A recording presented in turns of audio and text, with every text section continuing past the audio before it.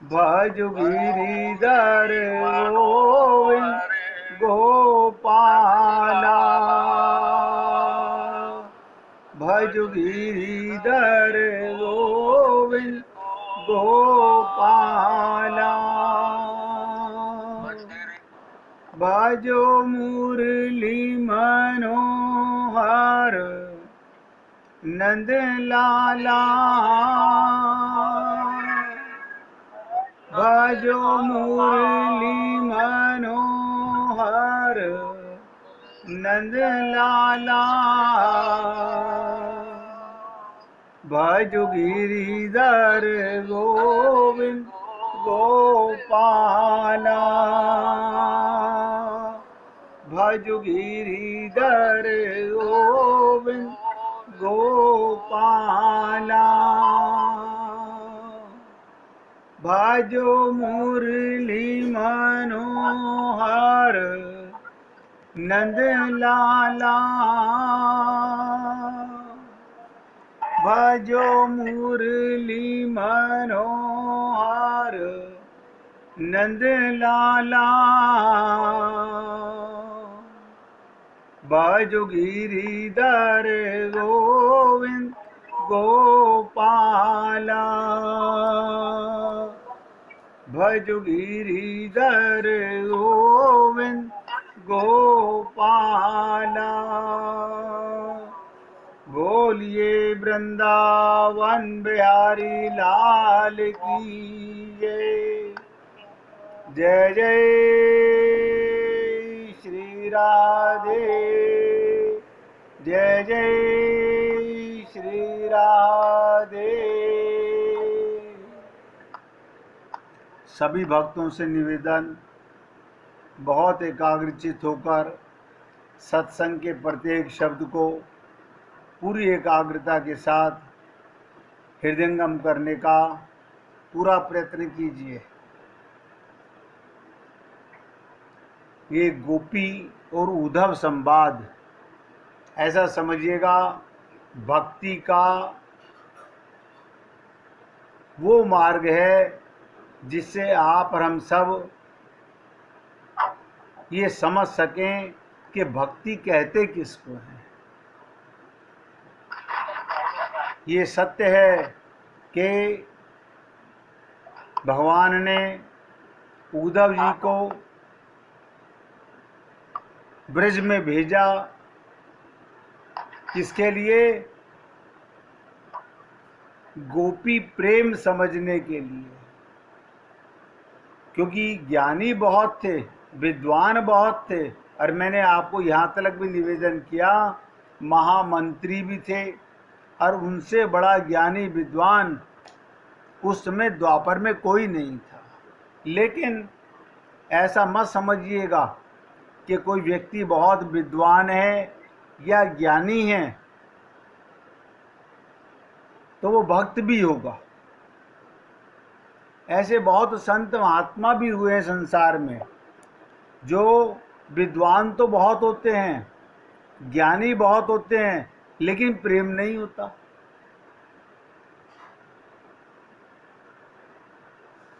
तो चर्चा थी कि गोपियों ने क्या निवेदन किया कि आप यहाँ पर हमको कृष्ण के बिछो देकर सताया और अब तुम सताने आ गए,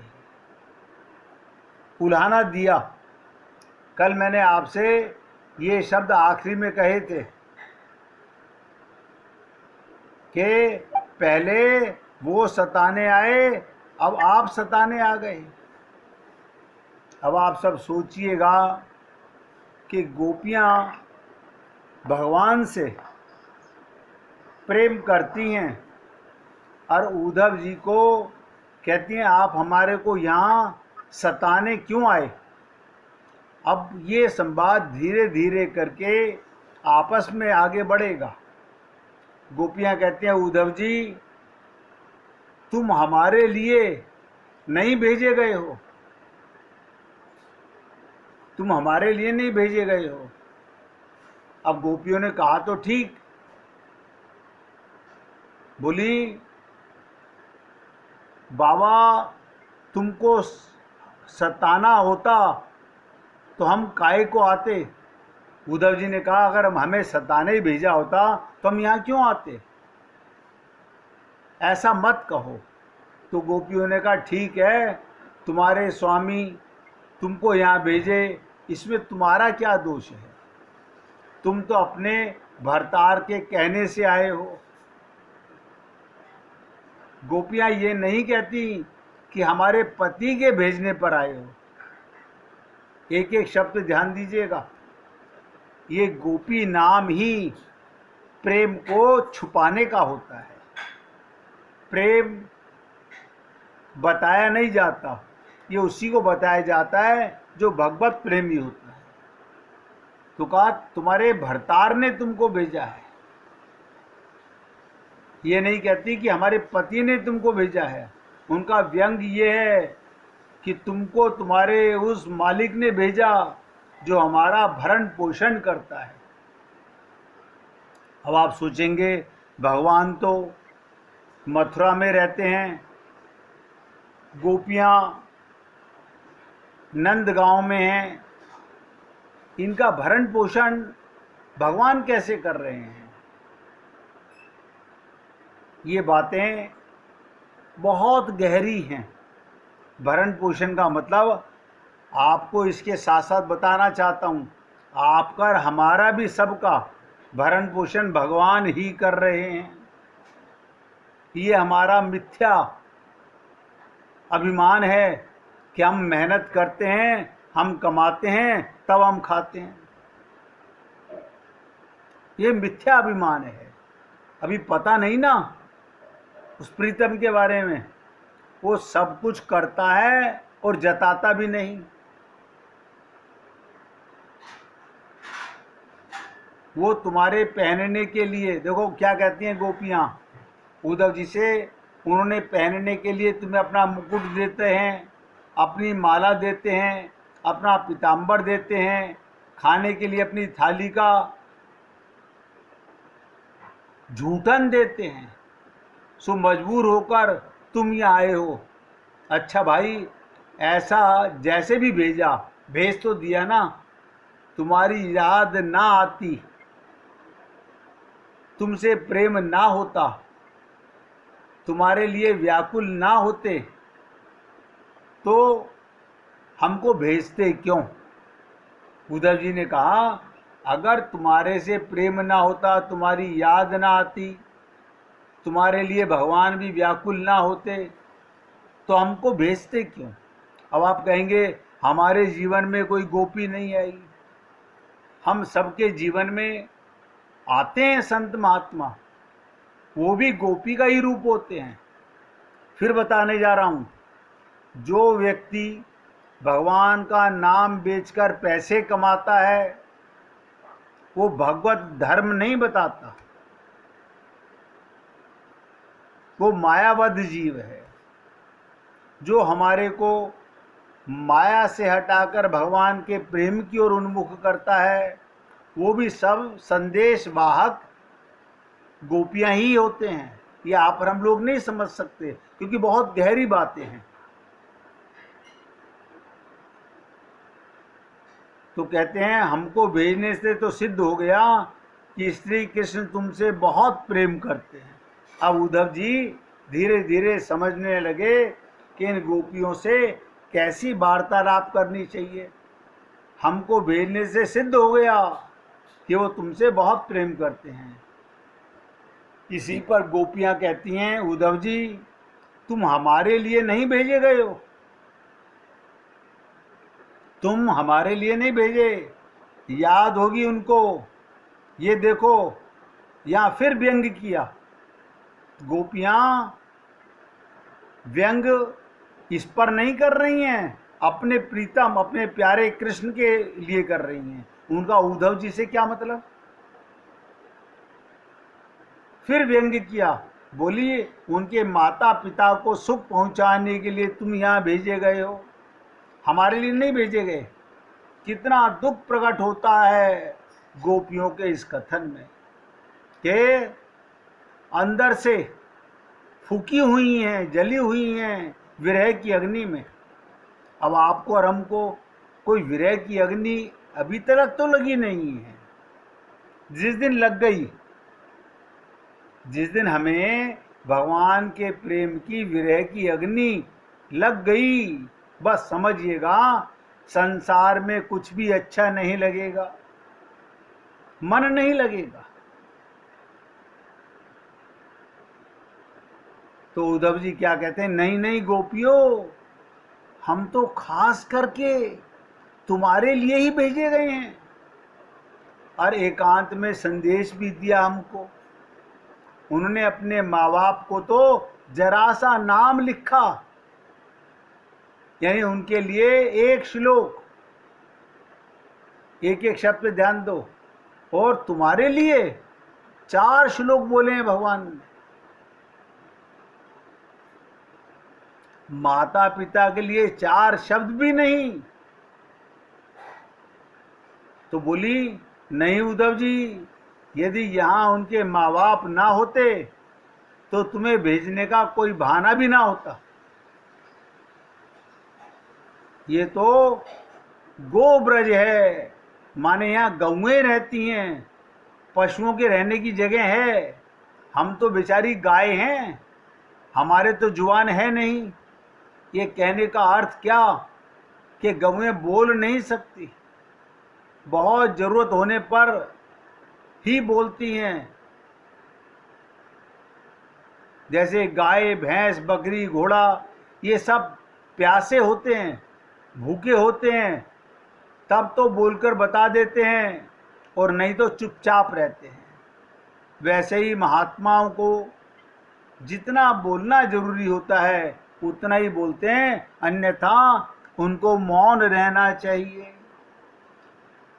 मौनम सुकृति लक्षणम।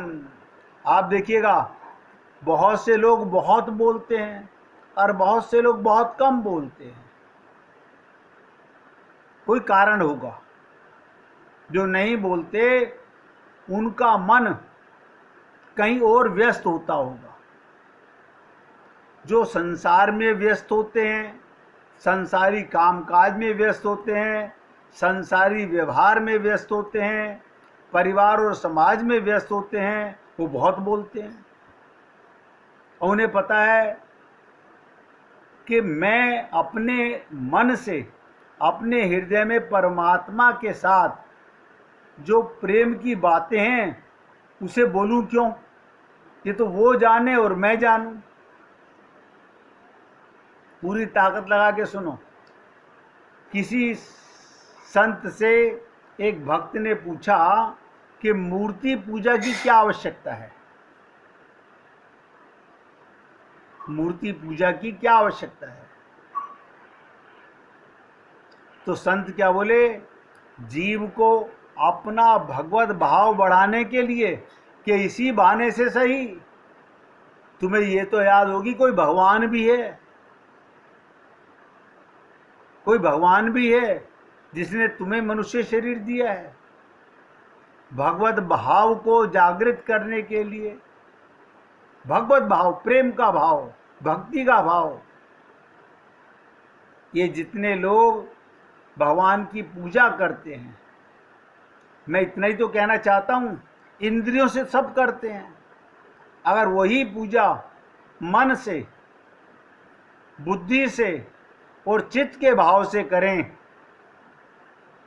तो यही भगवत प्राप्ति करा सकते हैं। इसी से आपका परम पद हो सकता है। आप अपने घर में विराजमान ठाकुर जी को पूर्ण साक्षात्कार पर ब्रह्म मानिए। जो आपके हृदय में है, जो दिल में है, वही आपके मंदिर में विराजमान है। अंदर वाले को देख नहीं सकते, पता नहीं कैसे बात कर सकते हैं, क्योंकि अंतर्मुखी में होना आता नहीं है। संसार बाहर है तो हमने भी उस अंदर वाले को बाहर मूर्ति रूप में प्रेम करना चालू कर दिया। लेकिन प्रेम की पराकाष्ठा भी बताना चाहूँगा। भगवान से मांगन से मरना भला, मत मांगो कोई भीख। क्या मतलब? भगवान से संसार कभी मत मांगो, अगर मांगना है तो उनका प्रेम मांगो। तो संत ने कहा हमारे अंतःकरण में सांसारिक पदार्थों का, अब ध्यान से सुनो, इतना शब्द कहते ही सब चौकन्ने हो गए सुनने वाले। संत ने कहा हमारे अंतःकरण में, हमारे हृदय में, हमारे दिल में सांसारिक पदार्थों का जो महत्व अंकित है, आप देख लीजिए। ये तो अच्छा किया भगवान ने, हमारे को पिछले जन्म के परिवार की, आपके मकान की, धन दौलत की, किसी चीज़ की याद नहीं है। अगर वो भी याद होती तो क्या करते हम लोग? इसी जन्म का तो कहते हैं सांसारिक पदार्थों का जो महत्व, इम्पोर्टेंस हमारे हृदय में है, उनमें हमारी जो ममता और आसक्ति है, देख लीजिए, आप समझ लीजिएगा, आप सब भली प्रकार समझ सकते हैं। उसको मिटाने के लिए कि बाहर जो चीज़ मिली वो बाहर की होती है। भगवान अंदर मिले थे, भगवान सदा अंदर ही मिलेंगे। उनसे प्रेम बढ़ाने के लिए ये मूर्ति पूजा की आवश्यकता होती है कि कभी न कभी आपको भगवत प्रेम हृदय में जाग जाए। ममता, आसक्ति, उसको मिटाने के लिए ठाकुर जी का पूजन करना, उन्हें पुष्प माला चढ़ाना, अच्छे अच्छे वस्त्र पहनाना, आरती उतारना, भोग लगाना, आदि आदि। तात्पर्य, मूर्ति पूजा करने से हमें दो तरह से लाभ होता है। क्या दो तरह से लाभ होता है? एक तो भगवत भाव जागृत होता है, भगवान के प्रेम का भाव जागृत होता है, तथा बढ़ता है। मूर्ति पूजा से जैसे आपके घर में कोई भूखा बच्चा बैठा हो, आपको याद आती है इसके लिए भोजन बनाना है, ऐसे भगवान को भोग लगाने के लिए, तो ये क्या हुआ? भगवत भाव जागृत होता है तथा बढ़ता है। और सांसारिक वस्तुओं में ममता, आसक्ति का त्याग होता है। ये बातें मैं इसलिए बता रहा हूँ कि जिन घरों में भी भगवान की मूर्ति पूजा होती है, वो अपने अंदर झांक के देखें कि हमारी भगवान की पूजा करते समय अगर संसार की याद नहीं आ रही है तो समझिएगा ये पूजा आपकी भक्ति भाव बढ़ा रही है। और अगर ये पूजा करते करते ममता, आसक्ति बनी रहती है, इसका मतलब अभी भक्ति भाव नहीं जागा है। मनुष्य के जीवन में कम से कम एक जगह ऐसी होनी चाहिए जिसके लिए मनुष्य अपना सब कुछ त्याग करे। आप सोचिए, हमारे जीवन में ऐसा कुछ है जिसके लिए हम सब कुछ त्याग कर सकें? वो जगह चाहे भगवान हो, चाहे संत महात्मा हो, चाहे माता पिता हो, चाहे आचार्य हो। कारण इससे मनुष्य की भौतिक भावना कम होती है और धार्मिक, आध्यात्मिक भावना बढ़ती है। एक बार कुछ तीर्थयात्री काशी की परिक्रमा कर रहे थे। वहाँ का एक पंडा उन यात्रियों को मंदिरों का परिचय देता है। हर जगह जाओ, किसी तीर्थ में जाओ, वहाँ पंडे खूब मिलेंगे मंदिरों का परिचय देने वाले। शिवलिंग को प्रणाम कराता है, उसका पूजन करवाता है। उन यात्रियों में कुछ आधुनिक विचारधारा के लड़के थे, उनको जगह जगह प्रणाम आदि करना अच्छा नहीं लगा। वो पंडे से बोले, पंडित जी, जगह जगह पत्थरों पे माथा रगड़ने से क्या होगा? जगह जगह पत्थरों पर माथा रगड़ने से क्या लाभ? बोले, भैया, जैसे इस हाड़ मांस के शरीर में तुम हो, जैसे इस हाड़ मांस के शरीर में तुम हो, तुम शरीर नहीं हो। ये भी हाड़ मास का शरीर है, इसमें तुम हो। ऐसे ही मूर्ति में भगवान की भावना बनती है। तुम्हारी आयु तो बहुत थोड़े वर्षों की है, पर ये शिवलिंग बहुत वर्षों के हैं। अतः आयु की दृष्टि से शिवलिंग तुम्हारे से बड़े हैं। अब आप सोचिएगा, शुद्धता की दृष्टि से देखें, हाड़ मांस अशुद्ध होता है और पत्थर शुद्ध होता है। मजबूती की दृष्टि से देखें, हड्डी से पत्थर मजबूत होता है। परीक्षा करनी हो तो आप देख सकते हैं। तो कहने का तात्पर्य, लोग अपने नाम की निंदा से, लोग इस शरीर के नाम की निंदा से अपनी निंदा और नाम की प्रशंसा से अपनी प्रशंसा मानते हैं। बताइए, अब आप और हम भी अगर ऐसा ही मानते हैं, कोई हमारे नाम को बुरा कहे, हमें बुरा नहीं लगेगा? अरे नाम तो तुम्हारे शरीर का है, तुम्हारे शरीर की आइडेंटिफिकेशन का, तुम्हारा नाम नहीं है। अभी तक भी हम लोगों को ये ज्ञान नहीं है। कोई हमारा अनादर करे शरीर का, हम इसका आदर कराना चाहते हैं। तो क्या मूर्ति में भगवान का पूजन, भगवान की स्तुति प्रार्थना, बताइए, जब आप इस शरीर का आदर चाहते हो, नाम का आदर चाहते हो, तो भगवान की पूजन स्तुति प्रार्थना आदि करने से भगवान अपना पूजन स्तुति प्रार्थना नहीं मानेंगे।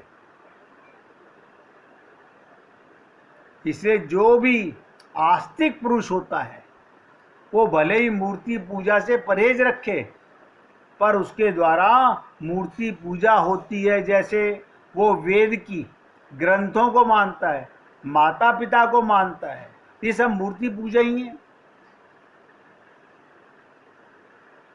अतिथि का आदर सत्कार करना। इसलिए राम सुखदास जी बार बार कहते थे, अगर मनुष्य भाव से मूर्ति में पूजा का पूजन करता है तो भगवान का ही पूजन होता है। आप परिवार में अपने माता पिता का अगर भगवान मान के पूजन करते हो तो समझिए भगवान का पूजन हो रहा है।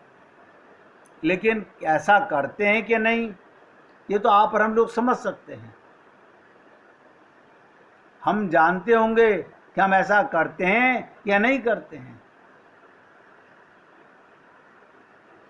अब पूरी ताकत लगा के समझिएगा। जब गोपियों ने कहा, नहीं नहीं, हमें तो खास तुम्हें भेजा तो माता पिता के लिए है, तो क्या कहना, उनके लिए 4 शब्द और तुम्हारे लिए 4 श्लोक। माता पिता के लिए केवल 4 शब्द भी नहीं बोले। बोली, नहीं उद्धव जी, यदि यहाँ उनके माँ बाप ना होते तो तुम्हें भेजने का कोई बहाना भी ना होता उनके पास। ये तो गोब्रज है, पशु रहते हैं यहाँ पर। तो गोपियां बोली, हम तो गाय हैं, हम सास ससुर के सामने, माँ बाप के सामने, पति देवर, नंद जेठ जेठानी, किसी के सामने अपने दिल की बात बोल नहीं सकती हैं। इसका मतलब उन गोपियों के दिल में कोई और प्रेम होगा। आप तो हम इन्हीं लोगों में, जो मैंने नाम बताए, इन्हीं में सारी चर्चा करते रहते हैं। हमारा यही संसार है। गोपियों का बाहरी संसार अलग है, वहाँ व्यवहार करती हैं, और हृदय का प्रेम, मन का भाव, मन का प्रीतम, मन का पति कोई और है। तन का पति कोई और आत्मा का पति कोई और। ये बात हमें आज समझ आए, इस जन्म में समझ आए, या अनंत जन्मों के बाद समझ आए, एक दिन आएगी जरूर। मैं ये नहीं कह सकता कि आज ही समझ आ जाएगी, हो सकता है अनंत जन्मों के बाद समझ में आए। तो गोपियां कहती हैं, हम अपने घर परिवार के किसी के सामने भी दिल की बात बोल नहीं सकती। हमारे हृदय में बड़ी भारी पीड़ा है। बताइए कैसी पीड़ा है जो अपने माँ बाप से, सास ससुर से, पति से, परिवार के मेंबरों से नहीं बोल सकते। है कोई पीड़ा ऐसी? ये प्रेम की पीड़ा ऐसी ही होती है। बड़ा भारी व्यथा छिपी हुई है हमारे अंदर, लेकिन श्री कृष्ण को हमारा स्मरण क्यों आवेगा? बार बार उसको याद करके आंखें डबडबा जाती है। जिसका स्मरण जाकर श्री कृष्ण करते हैं, वो